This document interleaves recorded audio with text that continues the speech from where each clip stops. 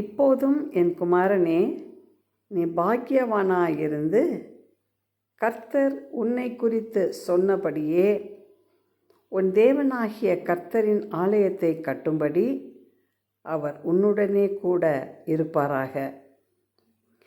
கர்த்தர் உனக்கு ஞானத்தையும் உணர்வையும் அருளி செய்து உன் தேவனாகிய கர்த்தரின் நியாயப்பிரமாணத்தை கைக்கொண்டு இஸ்ரவேலை ஆளும்படி உனக்கு கட்டளையிடுவாராக.